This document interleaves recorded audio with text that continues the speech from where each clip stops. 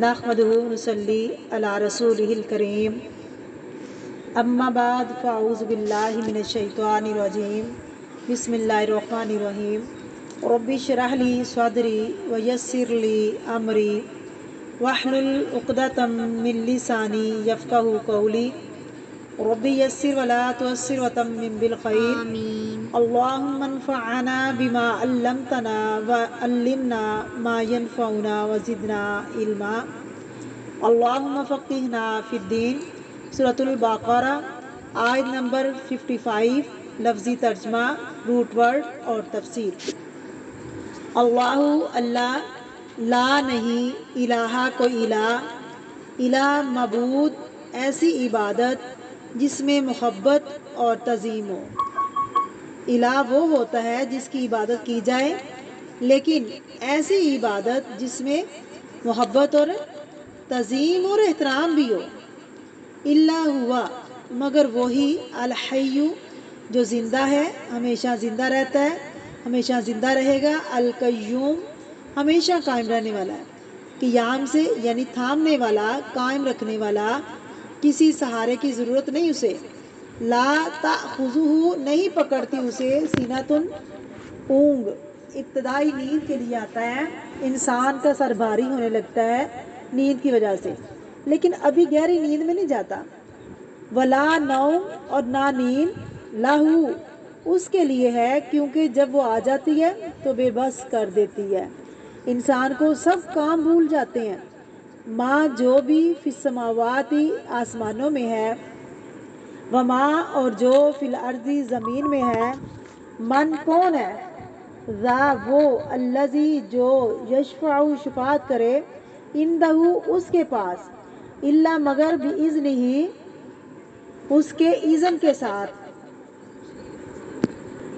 By is permission اسی کے اذن کے ساتھ، اس کی پرمیشن کے ساتھ، یعلم وہ جانتا ہے، ماں جو بینا درمیان ہے، ایدیہم ان کے ہاتھوں میں ہے یعنی سامنے، وما اور جو خلفہم ان کے پیچھے ہے، ولا یحیطون اور نہیں وہ احاطہ کر سکتے، گھیر سکتے، بشیء کسی چیز کا، احاطہ اردو میں سنا ہوگا، احاطہ عربی میں دیوار کو کہتے ہیں، احاطہ کہتے ہیں چار دیواری کے اندر کی چیز، باؤنڈری مراد ہے۔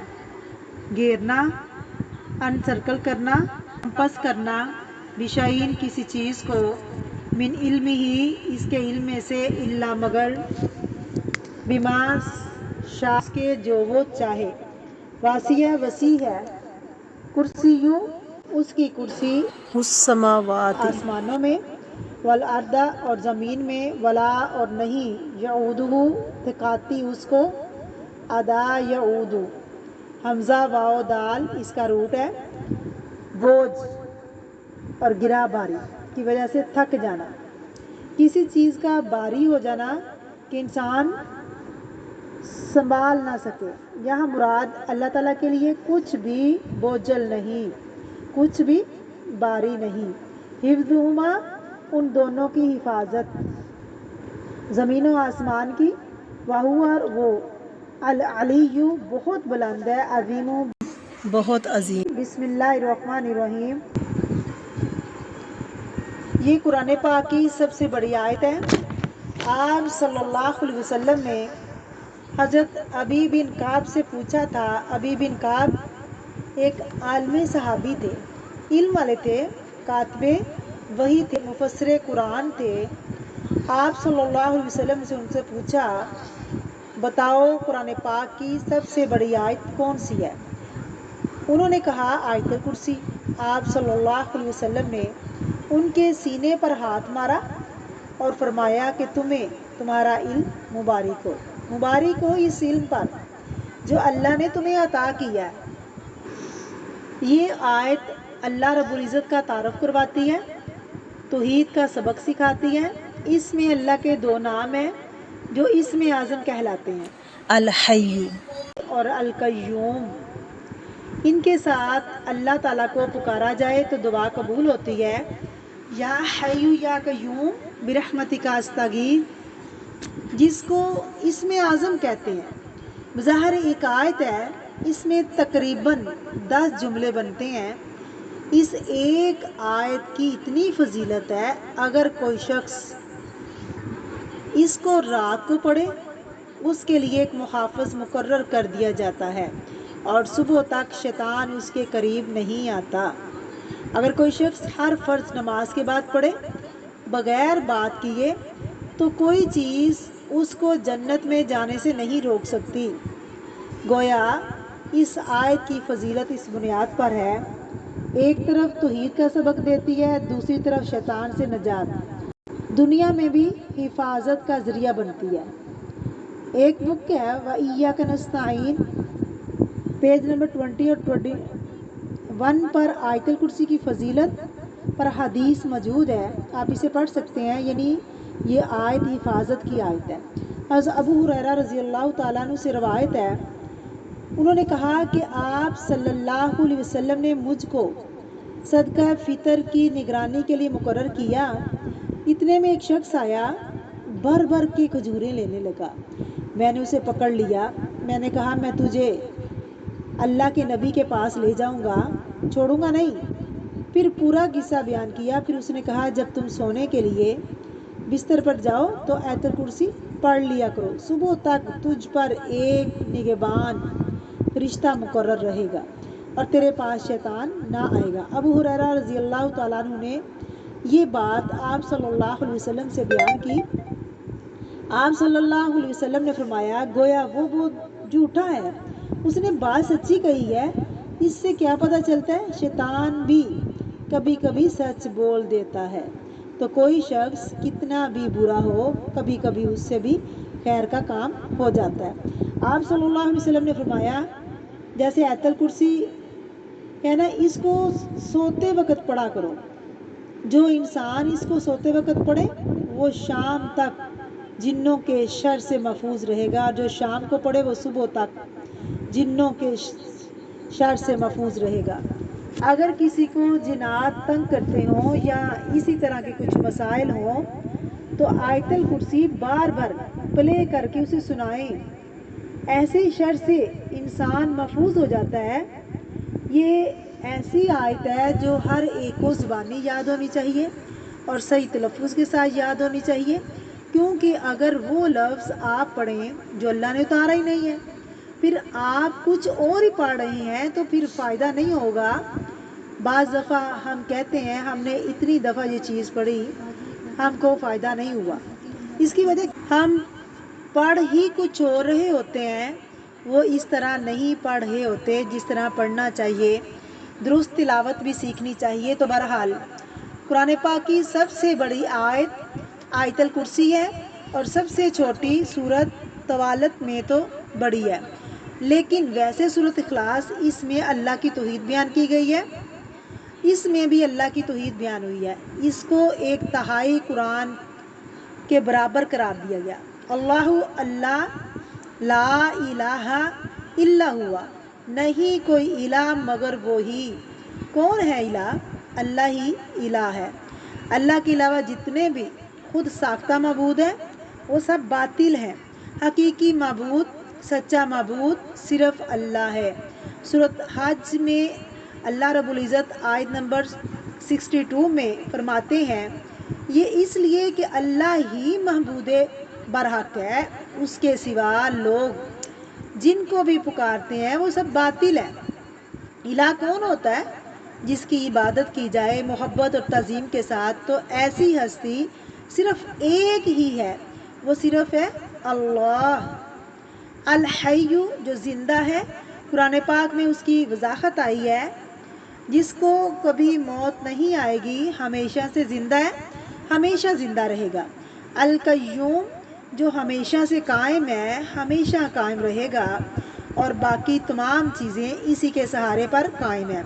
قیوم کا لفظ قیام سے ہے، یعنی ایسا قائم رہنے والا جس کو قائم رہنے کے لیے کسی اور سہارے کی ضرورت نہیں۔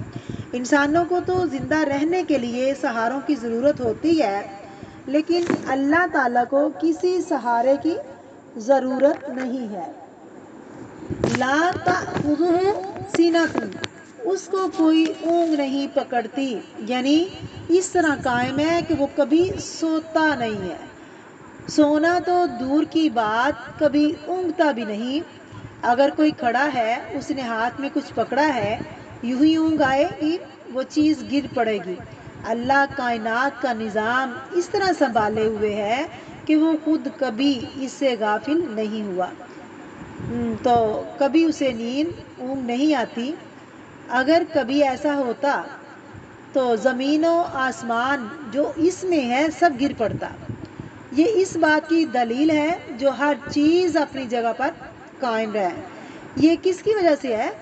یہ اس کی وجہ سے ہے جس نے اس کو قائم رکھا ہوا ہے، ولا نوم، اور نہ اس کو نیند آتی ہے۔ یعنی یہ تمام عیب ہیں۔ مثلاً الحی زندہ ہے کیونکہ اس کے مقابلے میں موت عیب ہے، کمزوری ہے، لیکن اللہ کی صفات کامل ہے۔ اسی طرح القیوم کامل صفت ہے، اس کے مقابلے میں باقی سب ناقص ہے۔ کوئی اور اپنے سہارے قائم نہیں رہ سکتا۔ مثلاً ایک باپ گھر میں قوام ہے لیکن وہ عارضی سہارا ہے، جب چاہے اللہ اس کو لے جائے۔ اب دیکھیں، انسان جتنا بھی کام کرے اسے تھکاوٹ تو ہو جاتی ہے نا، نیند اسے آ جاتی ہے۔ اسلام میں معبود کا تصور کیا ہے؟ معبود صرف وہ ہو سکتا ہے جس کو نیند اور اونگ نہ آئے۔ دیگر مذاہب میں ایسا نہیں ہے۔ عیسائیوں کے ہاں کہتے ہیں کہ اللہ نے 6 دن زمین اور آسمان بنایا اور 7ویں دن آرام کیا۔ اللہ اس کی تردید کرتے ہیں، اللہ کو کسی آرام کی ضرورت نہیں ہے۔ صحیح مسلم کی حدیث ہے، بے شک اللہ تعالیٰ نہیں سوتا، اس کو زیب بھی نہیں دیتا کہ وہ سوئے۔ یعنی یہ اللہ کی شان کے خلاف ہے کہ اس سے نیند آئے۔ اگر سنبھالنے والے کو نیند آ گئی تو ہر چیز کا نظام الٹ جائے گا، اور اللہ کی یہ صفت ایسی ہے جس میں کوئی اور اس کا شریک نہیں۔ جانور بھی سوتے ہیں، پودے بھی سوتے ہیں، مرجھا جاتے ہیں، ختم ہو جاتے ہیں۔ نیند موت کی بہن ہے۔ نیند چھوٹی موت ہوتی ہے اور موت اصل موت ہوتی ہے۔ لہو ما فی السماوات و ما فی الارض، اللہ ہی معبود کیوں ہے؟ کیونکہ زمین و آسمان کی ہر چیز اسی کی ہے، وہی مالک ہے، تو جو مالک ہے وہی معبود ہو سکتا ہے۔ کیا ہے آسمانوں کو؟ سورج، چاند، ستارے اور اس کے دوسرے پار بہت سی اننون چیزیں ہیں، خاص طور پر فرشتے۔ حدیث میں آتا ہے، آسمان پر 4 انگلی جگہ بھی نہیں جس میں کوئی فرشتہ عبادت نہ کر رہا ہو۔ آسمان پر انگلی رکھنے کی بھی جگہ نہیں جس میں کوئی فرشتہ عبادت نہ کر رہا ہو، اور اس کے علاوہ بھی اللہ کی ایسی مخلوق ہے جس کو ہم نہیں جانتے۔ قرآن پاک میں آتا ہے نا، اور تیرے رب کے لشکروں کو وہی جانتا ہے۔ آیت الکرسی دراصل اللہ کا تعارف ہے کہ کون ہے اللہ، کون ہے رب، کون ہے مالک، کون ہے عبادت کے لائق، اور وہ ایک ہی ہے، اکیلا۔